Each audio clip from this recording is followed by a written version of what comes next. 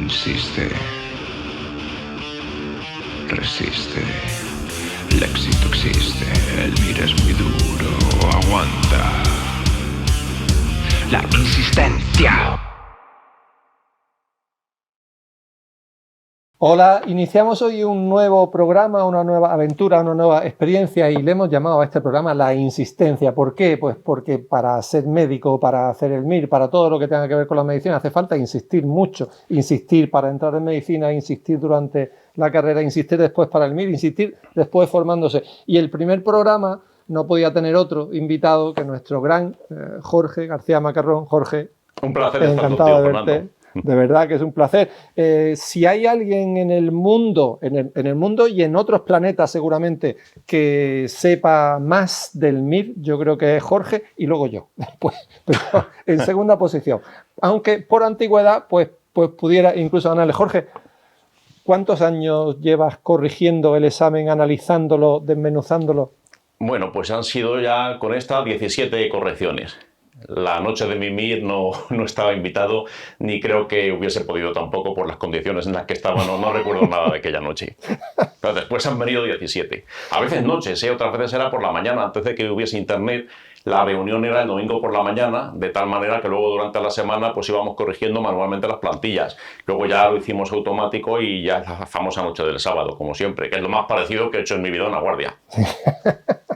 Eso está bien, porque además esa noche es particularmente intensa, pero además es que la referencia principal de todos a la hora de la corrección del examen, pues eres tú, porque no sé cuántas visitas tiene el último vídeo que ha hecho, pero yo creo que va por las 40.000 ya o algo así, de gente que se ve a ver, que se mete a ver cómo ha sido el examen del MIR. Más de 40.000 personas. Eso. Bueno, eso también son alumnos de años anteriores, otros médicos que por algún motivo pues les puede interesar, o a lo mejor pues un canal relacionado te sugiere eso YouTube y tú pues ya que aparece pues le das al play. Eso es lo que pasa en realidad. Son más que convocados.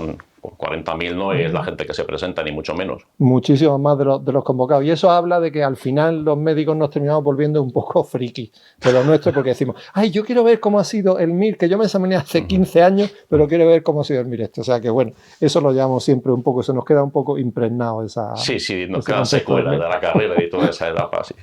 Nos quedan secuelas. Bueno, a ver, con esa experiencia de esos 17 años ya corrigiéndolo y tal, ¿te atreves a que entre los dos hagamos una especie de no sé, arguiñano del MIR?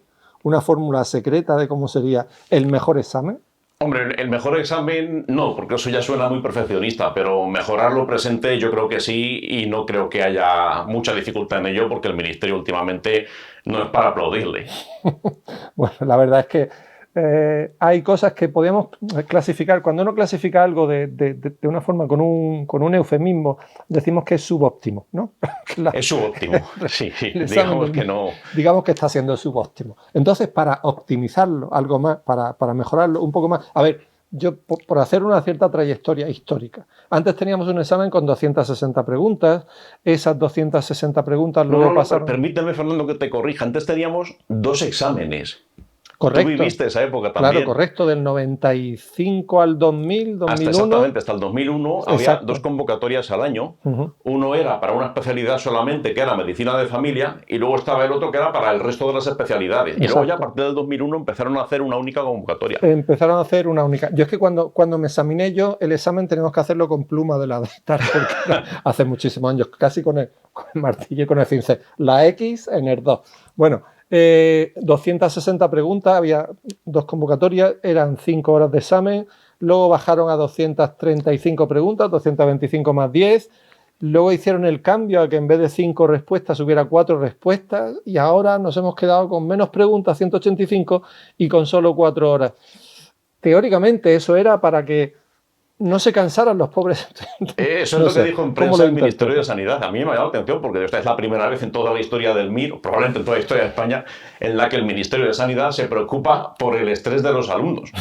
Quitaron una hora, yo creo que era para estresarse menos ellos e irse a casa pues una hora antes, el sábado por la noche del MIR, y poder dejar sus obligaciones un poco antes, porque desde luego, si hay algo que caracteriza al estudiante de medicina, es sumamente duro desde el punto de vista de estudiar, del aprendizaje, del esfuerzo intelectual, intelectual, eso, pues no hay quien negar. Estar 12 horas al día, 14 horas al día si es necesario. Por estar una hora más haciendo el MIR no le va a suponer ningún estrés. Sin embargo, si le quitas una hora al MIR, quitas 60 preguntas al MIR o 50 preguntas al MIR, estás perdiendo 50 oportunidades de discriminar. Son preguntas que pudieran ser útiles y si se las quitas, ¿qué pasa? Pues que muchas menos preguntas, tenemos 15.000 candidatos, pues va a haber muchos empates, muchas notas prácticamente iguales y eso pues lógicamente no es bueno para el examen. A mí me gustaba más cuando tenía 260, que puedo entender que lo bajen un poquito para poner fotografías porque consumen tiempo, vale, pero bajarlo a 185 yo creo que no tiene ni pies ni cabeza.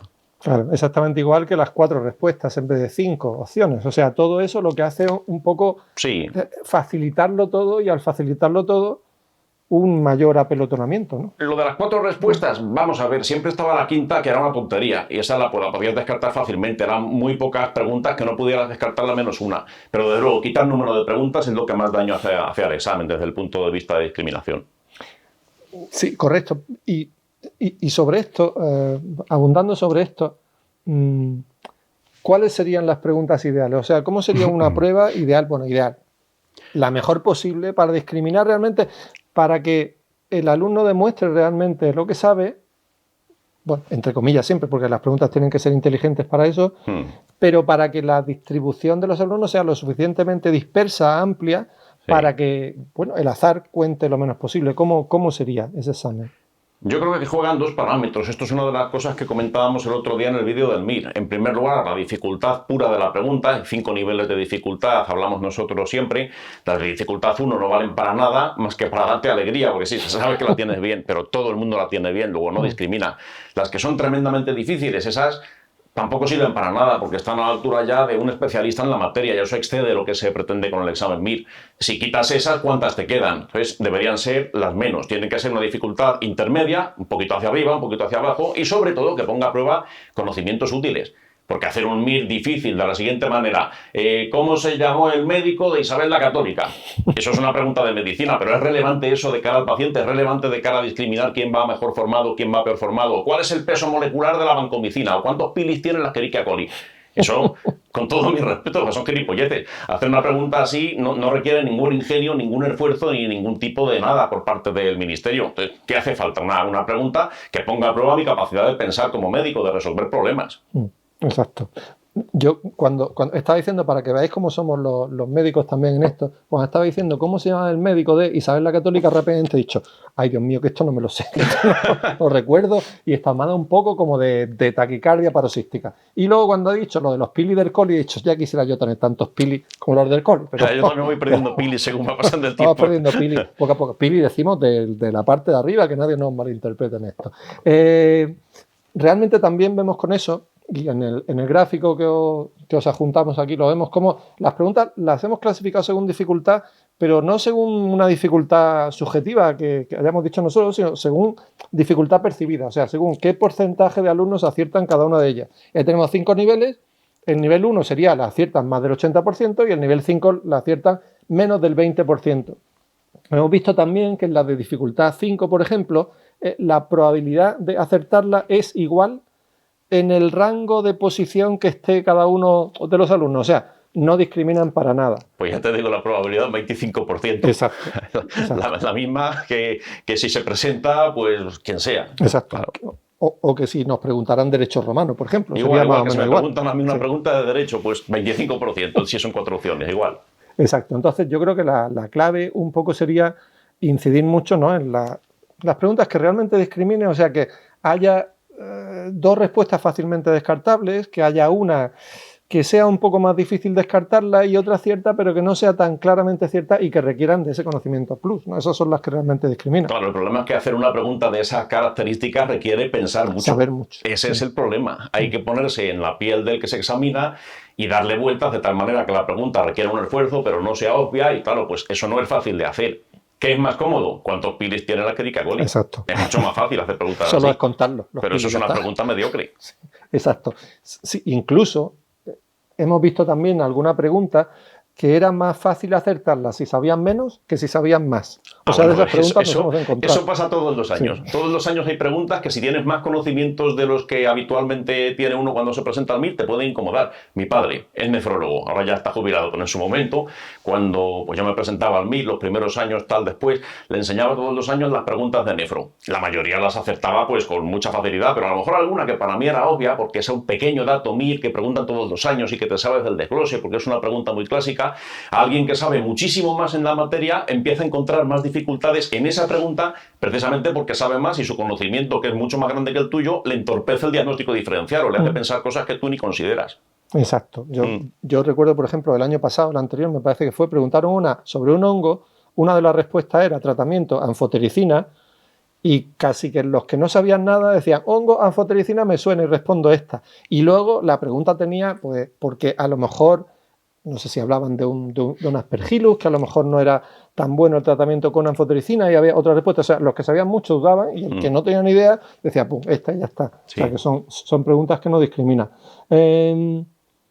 ¿Tú crees, Jorge, que la tendencia que ha habido en los últimos años, eso sí, a que todas las especialidades estén un poco representadas en las preguntas del MIR, es buena? ¿O sería mejor ceñirnos a las asignaturas troncales de siempre? Es que yo creo que el Ministerio ni considera eso. Me da la impresión de que el Ministerio, a la hora de elaborar el MIR, más que tener al lado un listado de las especialidades que existen, lo que tiene es un temario de las facultades de medicina. Me da esa impresión y te voy a decir por qué.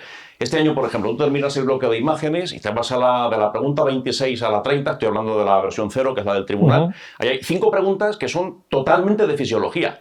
Pero de fisiología de libro de la que se ve en segundo de carrera. Que si el 2,3 difosfoglicerato, que si el flujo laminar, que si la resistencia de los vasos. El flujo sanguíneo renal y todo eso. Ese tipo de cosas, la regulación del filtrado glomerular, cosas que no tienen nada que ver con ninguna patología. O sea, son preguntas de fisiología y eso no es una especialidad, eso es una materia de la carrera. ¿Qué venía a continuación? Hay un par de preguntas que son de genética pura y dura, teórica. La especialidad de genética no está oficialmente reconocida, no existe como tal. Que hay gente que, por supuesto, se dedica a la genética, pero que tú no puedes elegir genética cuando te examinas del MIR. O, por ejemplo, infecciosas. Infecciosas, eso oficialmente no es una especialidad reconocida por el Ministerio. Pero hay un bloque de infecciosas. En la carrera, sin embargo, sí que hay bioquímica, sí que hay genética, sí que hay fisiología, sí que hay una asignatura de infecciosas. Creo que piensan mucho más en eso, en el temario de la carrera, que en la realidad de las especialidades que existen. ¿Tú crees entonces que está cogiendo más peso la conferencia de decanos en la participación con el examen del MIR? Yo creo que no, es que esto además siempre ha sido así. Otros exámenes, este año no lo ha habido, pero otros exámenes tenían un bloque de anatomía humana claramente definido, con 4 preguntas sobre que si la apófisis coracoides del hueso de no sé qué, o por dónde pasa el tendón de no sé qué. Son 4 que están claramente puestas a posta formando un capítulo. Yo creo que eso no lo tienen tan en consideración. No. Vale, bueno, lo que sí quería preguntarte yo, Jorge, porque en los últimos 3 años ha habido como algo de bandazos de un formato de examen a otro, lo han cambiado un poco, el sistema de bloques que estabas diciendo tú. Al principio hay un bloque de tal, pues el año pasado eran bloques más genéricos, había un bloque de básicas completo, otro bloque de médico-quirúrgicas. Este año se han ceñido a más bloques, el bloque de cardio, el bloque de neuro, el bloque de neumo. Sí, ¿Tú cómo crees que puede evolucionar? ¿Crees que se pueden quedar estos cambios de ahora o que cambiarán de nuevo? Cambia mucho de una convocatoria a otra. Este año estaban los bloques un poquito mejor definidos. El año pasado aquello era una ensalada de asignaturas, era una de nefro, una de pediatría y una de neuro y después una de gine y después... Eso cambia mucho por convocatoria. Los últimos años, salvo la convocatoria del año pasado, que esa fue totalmente anárquica, normalmente los bloques pues están más o menos claros. Eso salvo esa, no me parece que haya habido cambios muy significativos. Antiguamente incluso era peor. Antiguamente las versiones era una cosa tremenda. La versión 7 a lo mejor empezaba con inmuno, y la versión 8 empezaba con nefro, y la versión 3 empezaba con cardio, y después veía la nota media de las diferentes versiones y variaba significativamente. Si me tocaba la versión 7... la gente tenía peor nota que si les tocaba la versión 1. Lo que hizo el Ministerio después, a partir del 2005-2006, todos empezaban con cardio, revolviendo las preguntas de cardio, después digestivo, revolviendo digestivo. Exacto. Para evitar ese efecto. Exacto. Con ese orden además. Bueno, yo creo que si han hecho este cambio este año, a lo mejor, porque yo lo que no me planteo como posibilidad, pero a lo mejor algún año lo hacen, es que lo hagan todo mezclado, entero, que todas las perfectamente las podría preguntas ocurrir. vengan mezcladas. Pero bueno, puede ser. Si eso, el ministerio, este es el problema que tiene el MIR. Tienen potestad para hacer lo que les dé la gana. Absolutamente lo que les dé la gana. Poner tantas preguntas como quieran, tantas opciones como quieran. Fotografías en color, en blanco y negro. Hacer ahí un tacto rectal sin guantes. Lo que les dé la gana lo pueden hacer porque no tiene bases, no hay un temario en el MIR. Sí. Deberían definir un temario en el MIR y una serie de condiciones como en cualquier oposición. Que no se crean dueños y señores, que la gente que se examina merece un respeto. Claro, que tengan por lo menos una cierta orientación de cómo puede ser. Bueno, claro. De todas formas, nosotros en CTO lo que hacemos es prepararles para todo, por si las moscas, o sea, que estén preparados para cualquier cosa y que luego surja lo que sea. Entonces, bueno, yo, Jorge, quería terminar porque yo creo que hemos dejado más o menos claro cómo nos gustaría a nosotros un poco que fuera un examen un poco más discriminativo. Yo he hecho en falta los colorines de antes, ahora se han vuelto muy sosos. Ay, eso. ¿Te acuerdas de los colorines? Eso, que antes eran de colores. Sí. Ahora son todos del mismo color y eso pues es un coñazo de examen. A mí me gustaba más cuando te podía tocar de un color o de otro y la gente además desarrollaba supersticiones personales. Este año el MIR ha sido azul. Joder, a mí me pusieron un simulacro azul en la academia y me fue fatal. El mío era azul, por cierto. Al año siguiente fue amarillo, luego rosita, tal. Y un punto que ya todos fueron blancos. Y perdió esa gracia el MIR, esa apuesta que había. Ese flow que tenía el color. Sí. Salvo un año que era verde fosforescente un poco, porque un año lo pusieron verde de un color un poco Sí, se hacía daño a la vista, eso sí. Se hacía daño a la vista. Bueno, quería terminar, Jorge, con un comentario primero y una posible recomendación. A ver, hay una encuesta en Twitter en donde no sé quién planteó que si te preferían a ti o a mí. Supongo que depende de con qué fin. Y resulta que el 80% te prefieren a ti y el 20% me prefieren a mí. O sea, goleada como el Bayern de Múnich al Barça el año pasado, 8-2. Mira, no conocía esa encuesta, pero vamos, me imagino que la finalidad influye. Lo que estoy pensando es si, como consecuencia, para mejorar esos resultados, a lo mejor apuntarme al máster de cirugía plástica que tiene CTO para hacerme un poco de retoques por algún lado, así con eso mejoro un poquito la estadística. Si no le puedo dar el filtro de belleza de la cámara y a tomar por culo, con eso acabas enseguida. ¿Ves cómo necesito a Jorge Macarrón para tener soluciones para mi vida, para mejorar mi vida? Jorge Macarrón. Aquí está. Filtro fundamental tener filtro. Y dos preguntas que en el programa La Insistencia vamos a hacerle a todo el mundo que pase por aquí, por este sofá maravilloso que nos han montado Mónica y Ceci, nuestras todo, editoras, regidoras, decoradoras, todo. Del personal de CTO, de todos los trabajadores, los profesores y tal, ¿con quién te tomarías una caña? Bueno, pues ahí, sin ninguna duda, si tuviera que elegir a uno con ese fin, que no vas a ser tú, lo siento, Fernando. ¡Oh! Luego, si quieren, nos tomamos otra, pero bueno, una caña hipotética. Elegiría a Pedro Romero, que es nuestro abogado, que se dedica pues todo el tema jurídico, etcétera, legal, que los alumnos no le conocen, pero es un gran amigo mío, lo tengo mucho aprecio hace mucho tiempo y no sería la primera ni la segunda. Y súper inteligente y súper culto, además, porque eso hace falta conocerlo para saber bien toda la cabeza, la memoria que tiene y la cultura que tiene. Pues Pedro Romero queda nominado para una caña más con Jorge, porque me consta que es una grandísima relación. Y la última pregunta definitiva que tenemos que hacer, porque al fin y al cabo es un programa que tiene un poco que ver con el estudio, con el trabajo y todo eso, ¿cuántas horas has estudiado la última semana? Mira, pues no la sé. Eso no se la esperaba. No las he contado, no esperaba esta pregunta, pero la semana última, pues por lo menos 20 o 25 horas sí que he estudiado. He estado grabando vídeos, me he estado mirando el simulacro número 7, que es el siguiente que van a hacer los alumnos de la promoción actual. He estado revisando preguntas del MIR, o sea, 20 o 25 horas, fácil sí le puedo haber dedicado al estudio. Y eso es 18 años después de sacar el MIR. O sea que todo termina con el MIR, ya no tengo que estudiar más. No, Julio, esto sigue, Julio, todavía. Jorge, ha sido un gustazo estrenar este programa contigo y espero que a todos les haya gustado y si va gustándose a lo mejor incluiremos algunas cositas más en el decorado, una especie de logotipo. Mónica, Cecilia, algo para nosotros. Jorge, muchísimas gracias. Un placer, Fernando, y muchas gracias por traerme aquí. Esta es tu casa siempre.